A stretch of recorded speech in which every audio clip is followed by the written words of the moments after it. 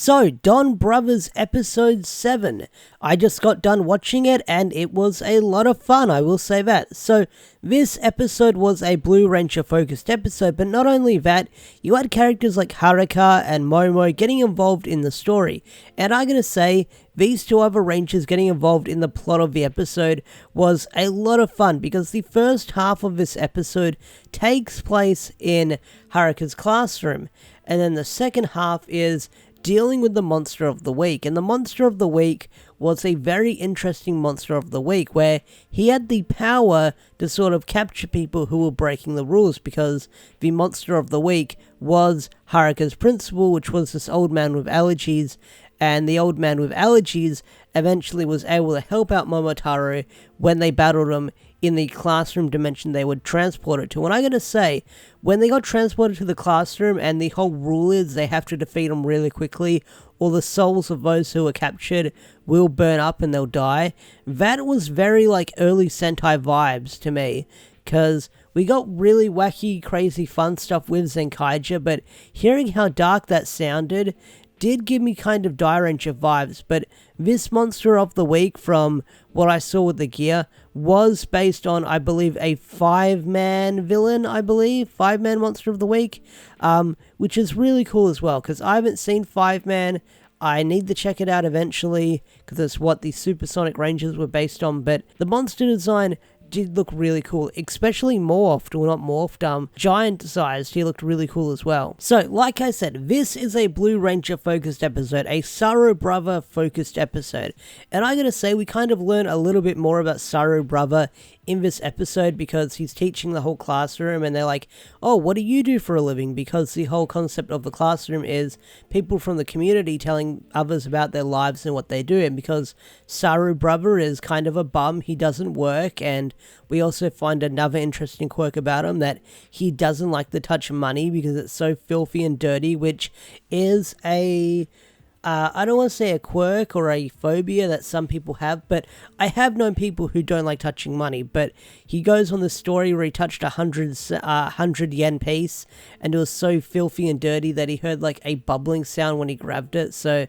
ever since that moment, he didn't want to touch money, but he also says money and stuff like that leads to all the world's problems. So Saru Brother has some interesting concepts on life, which is kind of reasonable, because there are people who do think like that here and there. So he's kind of a weird hippie guy when you think about it. But later on in the episode, Momotaro shows up to the classroom because he was also asked to teach the class as well, because he lost a rock, scissors, paper game with his workmates. And if you've seen previous episodes, you can probably guess how he lost that rock, scissors, paper. But when Momotaro enters the classroom, you get to see how funny and quirky he can be as well, which we've known for a while. But we get to see that trait that Momotaro has where he's really honest and he can't lie and stuff like that. And people are asking him all kinds of questions and he's just answering honestly, like, oh, what color are your underwear? And he sort of undoes his belt and looks at it and he's like, oh, it's peach colored. And then there's other students asking if he's got a girlfriend, and he straight up answers them by saying no. And then Haruka tries to step in and defends Momotaro by saying, hey, let's not ask him stupid questions like this. And they just tell her to sit down and shut the fuck up, because they call her plagiarist because of the whole manga thing. But there was a really fun gag before Momotaro showed up, and that was Saru Brother telling everyone, saying, hey, I use my imagination and I can get whatever I want. And it honestly reminded me of that episode of SpongeBob where they sit in the box and they play imagination, all that episode. Weird reference to call back to, but there was some really wacky and silly gags of like all the students sort of like imagining what they're getting. Like there's this one guy pretending they eat sushi and it's too spicy, so he's like pretending to choke on it and stuff like that. There's like people pretending to play video games. It's this really wacky and silly moment, but Saru Brother, like I said, he's got this weird hippie way of life where if you imagine something hard enough, then you can get it. And that's why I never go hungry, because I imagine I'm eating ramen all the time and stuff like that. So dude's really wacky. But Later on in the episode, we get to see Momotaro show off his skills where he sort of outdoes most of the students in the classroom, such as there's this one guy saying, "Oh, I'm the captain of the karate team, I can punch a hole in the chair," and Momotaro's like, "Well, check out what I can do," and he basically karate chops like a stack of chairs, and then he beats one of the Shoki guys and stuff like that. And then we got the same gag we got last week where Saru Brothers like picturing all the stuff he can try beating Momotaro at, such as wrestling and fun wars and stuff like that.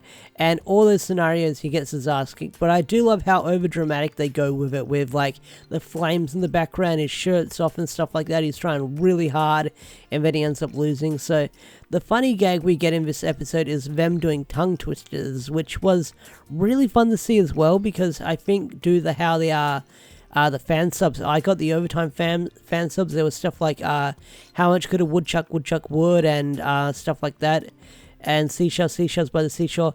That was really cool to see. Like, I see them said in Japanese and do the tongue twisters for that. I thought they'd be more Japanesey tongue twisters, but hearing those tongue twisters in Japanese were pretty cool as well.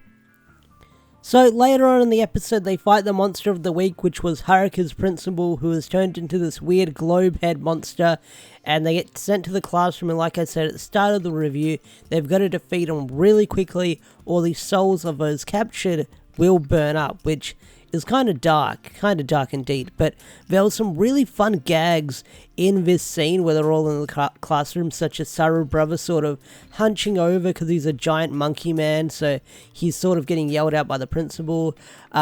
He looks at Inu Brother, and Inu Brother's like, "Hey, what are you looking at?"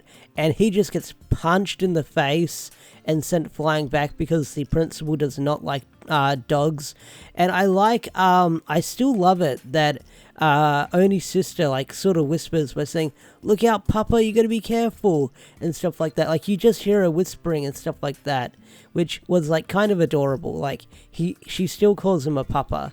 And then you have Kiji Brother standing up, and he's sort of running to the aid of Inu Brother, and he gets punched as well, so they got to thank the principal for the abuse and stuff like that, because they got to sort of follow the rules.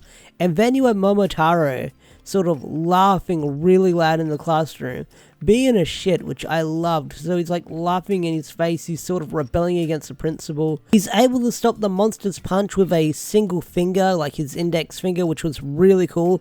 That was really awesome to see. Like, you see how powerful Momotaro can be.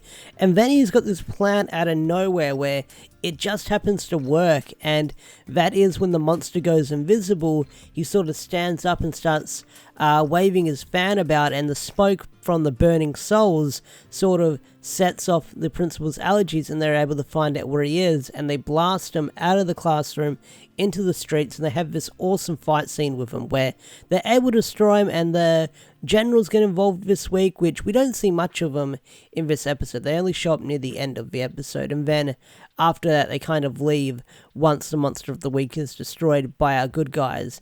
And I gotta say, the mech fight was really cool. Like I said, the monster's final form looked really cool as well. When morphed, not morphed, I keep saying morphed, when giant sized, because it was a totally different design, that looked really cool as well. I did dig that.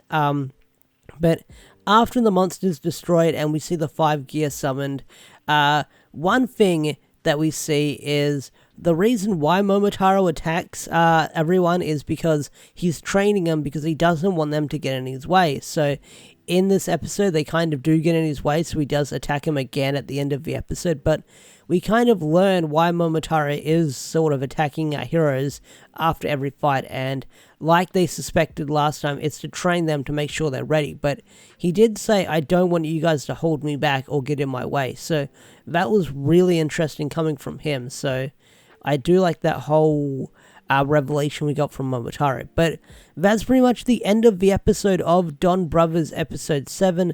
Overall, I thought it was a fun episode. I really enjoyed it. Really wacky, really goofy, and I can't wait to see what's going to happen next week, because it's going to be a Inu Brother and a Kiji Brother focused episode about their lovers and stuff like that. So that should be very interesting, and I can't wait to see where that is going to go next week. So If you enjoyed this review of Don Brothers, hit that like button, subscribe to the channel if you're new, and don't forget to turn on notifications. Special thanks to all the members such as Swaggerful and Edge McCoyle. If you want to get your name shouted out, become a member just like these guys on Patreon or in the YouTube member page if you click that button down below.